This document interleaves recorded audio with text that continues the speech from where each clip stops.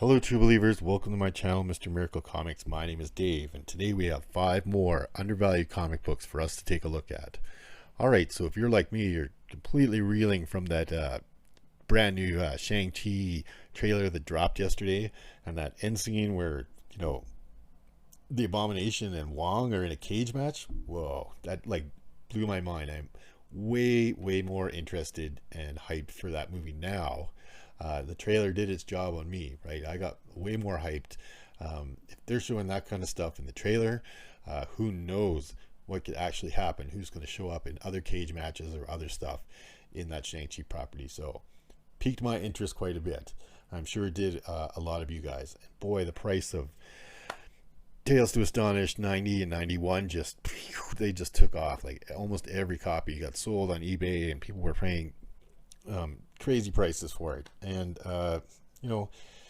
that's fair. Don't buy that. I would highly suggest nobody buy those issues right now. FOMO is real high on them. There will be a drop in price after the Shang-Chi movie, and then probably a bip up in price, because apparently he's also supposed to be in the She-Hulk property, right? So you're probably going to see a jump in price after that, but there'll be a dip if you really want to get that issue. I'd wait a little while and just let the FOMO die down a little bit. There'll be lots of issues being put up as people realize, oh, this book is selling super hot, and I'm going to put up my issue that I've had in my collection forever, that I paid $10 for or whatever. I'm not going to put up my issue, but you know what I'm saying. There'll be a bunch that all of a sudden show up on eBay over the next week or so. I wouldn't buy them yet. Just wait, and there'll be a dip. Anyway, if you're like me as well, you've been really enjoying the Loki program. A few books that we spec'd on here have proven all right.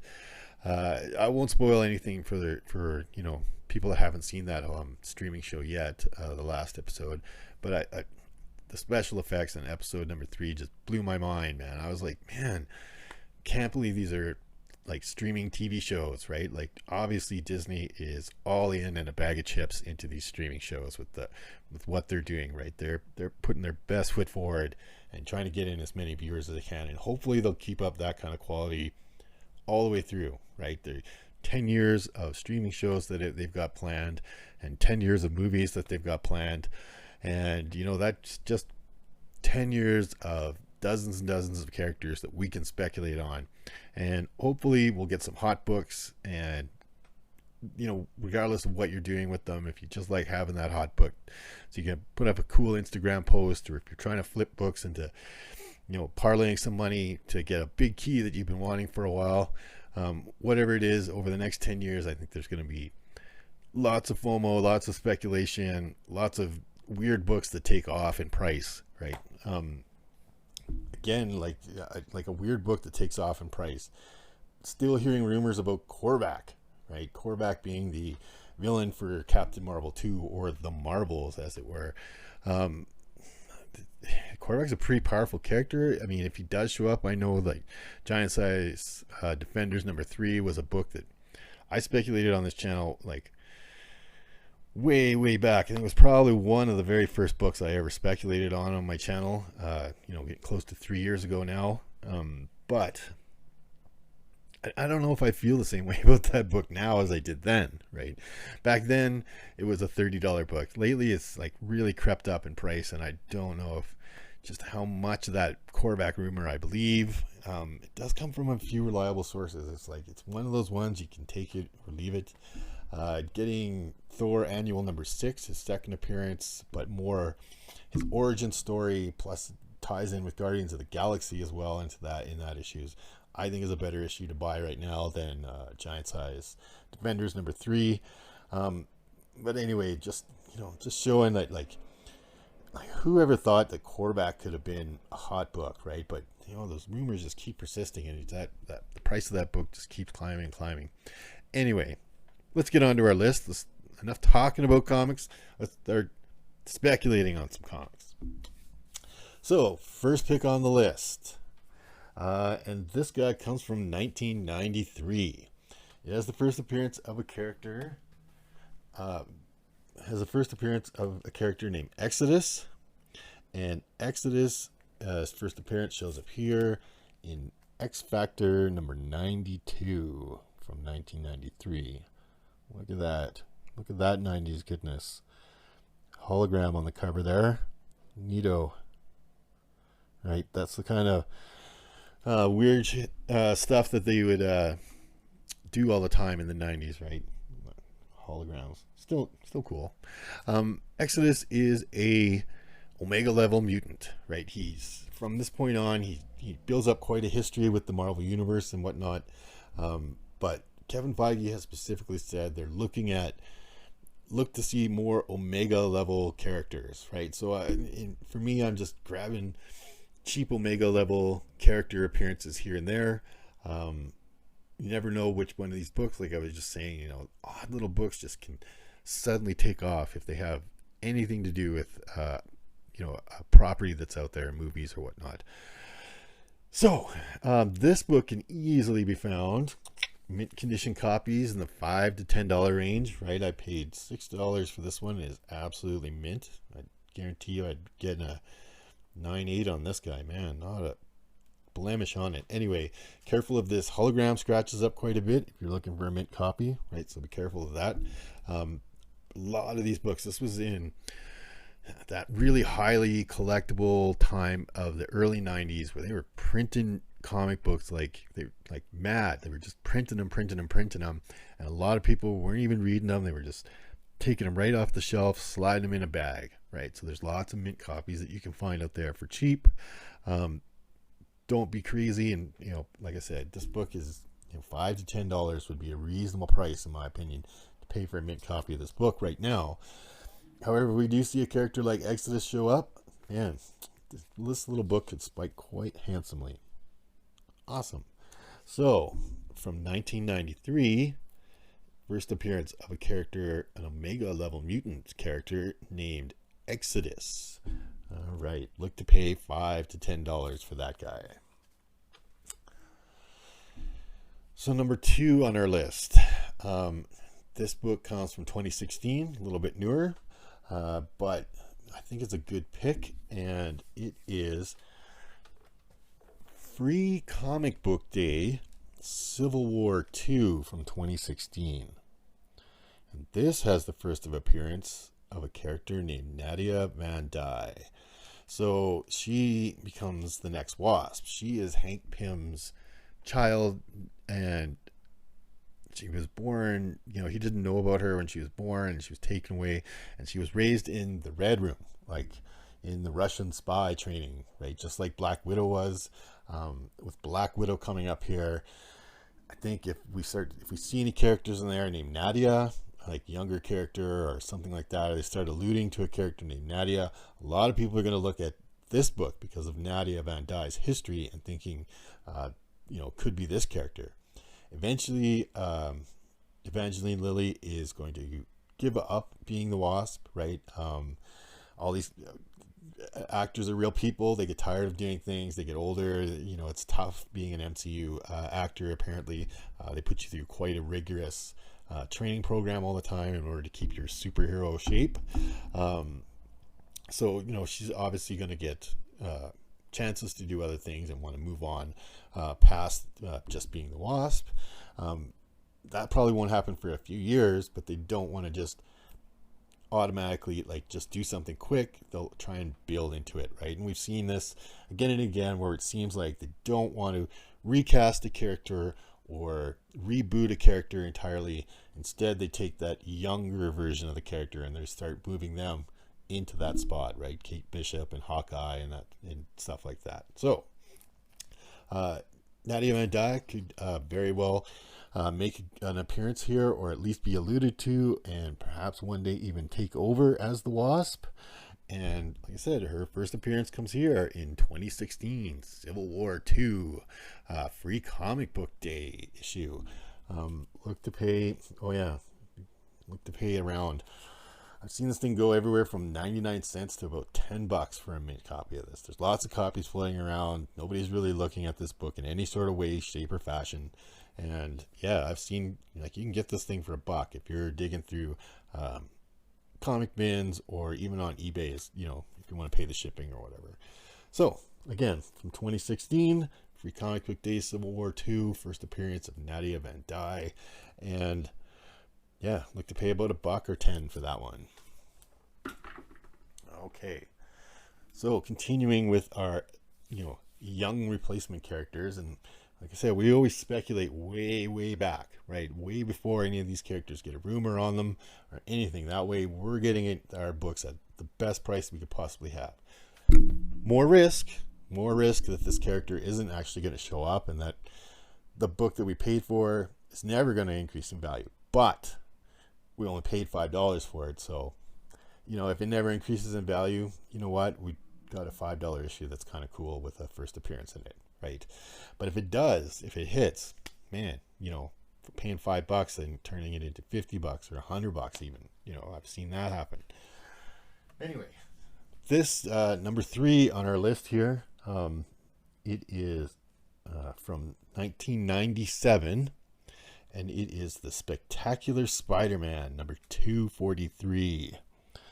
And this has the first appearance of a character named Alexei Kravinoff. So the original Kraven the Hunter, his name is Sergei Kravinoff. Okay. There's been some they're talking about the Kraven movie and then having some sort of Kraven's Last Hunt go on with Spider-Man. If they play that direction, but Kraven is a really popular character. We all know that, the conclusion for Kraven's Last Hunt is Kraven, getting the, doesn't make it to the all the way to the end of that series. But so if they do play that out, kill off the character that they've had cast as Kraven, it could very well, if he's popular, still want to run with it and replace him with Alexei. So Alexei is a mutant. Kraven the Hunter drinks a potion that gives him powers of the animal, right? Heightened senses and strength and speed and that stuff. After drinking those potions for so many years, it actually changed his genetics. And when Alexei was born, he became a mutant, and he had those animal powers just as a mutant ability, right? He doesn't have to drink the potion to have those same powers. So again, right, they're always trying to replace these characters with a younger version so that they can not have to recast every couple years. They can take that younger actor and run with them for quite a while before, right, they get too old or too bored of the part or whatever and give it up. Anyway, I think Alexei Kravinoff, I think anything Kraven right now is going to be a hot thing to buy. So this book sits around the $5 to $10 mark for a mint copy. This is a nice mint copy that I got for $5, and yeah, I think it's a pretty good bet at $5 to put this in your back pocket and hold on it just in case Alexei shows up in one of the Sony Spider-Man properties that they're putting out, right? So from 1997, it is the Spectacular Spider-Man number 243, first appearance of Alexei Kravinoff, and look to pay $5 to $10 for that guy. All right, getting up there, number 4 on the list. So this character continues to get rumors. This is not, okay, I'm going to show you a book. This is not the one I'm speculating on. All right. I don't think this is a really undervalued book anymore. Years ago, I think we put this up on my channel for one of my picks. But yeah, it's definitely seen a rise in price. And the more I think about it, the less I'm happy about this book now. There is a rumor about a Madam Web movie, right? And I am sure, just like me, all of you MCU fans out there are just chomping at the bit, lining up to get to see a movie about a blind, wheelchair-bound elderly lady, right? That just doesn't make sense to me. What makes more sense to me is, I'll show you book number 4. And it is from 2010, and it is The Amazing Spider-Man number 637, Grim Hunt. And this book has the first time Juliana Carpenter, the second Spider-Woman, takes on the mantle of Madam Web. Right? This makes more sense to me for a Madam Web movie. Having, a character that can actually do Spider-Man things, be in that role, right? This character doesn't doesn't seem to have the same appeal to me as, you know, Juliana Carpenter being Madam Web, right? Take with that as you will. Maybe you're really, you know, hyped to see that, you know, the original Madam Web movie, but, you know, to me, this makes more sense for Sony to do. This is not exactly all that under the radar of a book. Copies of this book right now usually floating in the $20 to $30 range. I have seen lots of them on there. They go for like the $60, $70 people are asking for. Remember, you can ask whatever price you want on eBay, right? Ask $1 million for Alpha Flight number 6. Doesn't mean you're going to get it, right? Please don't buy a $70 copy of this book. There are lots of copies that I see floating around. They go for less than $20 even, right? You just got to do your shopping a little bit on this one. Have a little patience. There's no FOMO on it. There's no rumor about Juliana Carpenter being Madam Web or anything like that. Just using simple logic to think that, you know, this is a much more appealing Madam Web character than this Madam Web character is, right? Juliana Carpenter is a much more appealing to front a movie about Madam Web than the original Madam Web is. She might still be in the original, or she might still be in the Madam Web movie, but I would make more sense that she would transfer the mantle and the movie really much more center around Juliana Carpenter. Okay, so from 2010, it is The Amazing Spider-Man number 637, Grim Hunt Part 4, right? This one's a variant cover. There's a few covers on this one. And yeah, first time Juliana Carpenter takes on the mantle of Madam Web. Right. Awesome. Whew, getting there. Number 5 on the list here. And this book, and this is actually a recommendation from a viewer. Viewer just goes by the name Alien on YouTube, so didn't leave his like proper name. Obviously not everybody's comfortable with putting out their proper name on social media. However, Alien on YouTube, buddy, this is your pick that I'm using here, and his suggestion comes, and it is from 1994, and it is Generation X number 1. And this, ooh, look at that shiny 90s goodness. Oh, lovely. This book is the first appearance of a character named Monet Saint Croix, and she is actually quite a popular mutant, right? She's she really fits the narrative that the MCU is trying to push, right? She's Algerian, she's younger, she's a girl, like she starts, you know, hitting a bunch of check marks there. They're obviously not going to bring in just the main X-Men team for X-Men, like they like to do that, right? When Nagasaki Teenage Warhead, like who would have expected that character to be in a movie? But she is more popular than Nagasaki Teenage is, that's for sure. A lot of people even consider her their favorite mutant character. So she's got a good backing. She's got an excellent Marvel history. Her origin story is odd. But this she's got she's got a interesting Marvel history, you know, member of X Factor, member of X Corp, member of the X-Men. She's, you know, X-Men, she's got well over 300 appearances in Marvel Comics, right? So she's got quite a bit backing her here on this book. It's not like she's just some unknown weird character. This is her first appearance as a character named Penance. So there is another first appearance, Uncanny X-Men, I want to say 319, something like that, 318. There's a character named Monet Saint Croix, but that's not actually her. Okay, that's her twins using their powers to pretend to be her, right? So her actual first appearance, she doesn't actually first appear until this book, and she appears as a character named Penance. And yeah, quite a powerful mutant. Again, we're getting into that Omega level. And yeah, this book is dirt cheap, right? I've seen this book go anywhere from $1 to $5 for a mint copy. Lots of print run on this one. It'll never be a $300 book by any stretch. Okay, even if she shows up and gets her own movie and her own streaming show and her own t-shirts or whatever, this will not turn into a $300 book, right? But I can see a big price rise off of the dollar mark. That's for sure, right? So this is a nice mint condition copy that I bought for $1.50, right? That shiny lenticular 90s goodness. I think she could be a real popular character here as Penance, right? Apparently, in her backstory, a little, like I said, her origin story is weird.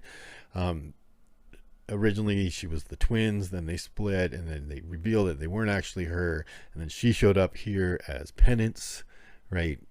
So this is actually her first time as Penance. But yeah, she wasn't actually supposed to be a real character. It was like, at first it was just going to be the twins pretending to be her, but then people liked the character, so they actually made her into a character in this book, right?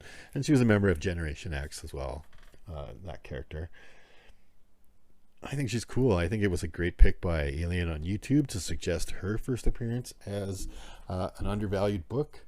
And yeah, so from 1994, first appearance of Penance, Monet Saint Croix. Look to pay somewhere around $1 to $5 for that guy. And thanks again, Alien on YouTube, for the suggestion. I do appreciate it. I appreciate everybody's suggestions and everybody that makes a comment on the videos. Always try to answer as many of the comments as I can. Try and keep up. Sometimes there's quite a few that come up on there, but I always try and at least acknowledge the fact that you've put a comment on my page, which I always appreciate. And yeah, if you haven't liked or subscribed this video, please do that for me as well. That always really helps me out. And of course, we'll be back again with 5 more undervalued comics. Just reminding you, Wednesdays are new comic book days, but every day is old comic book day.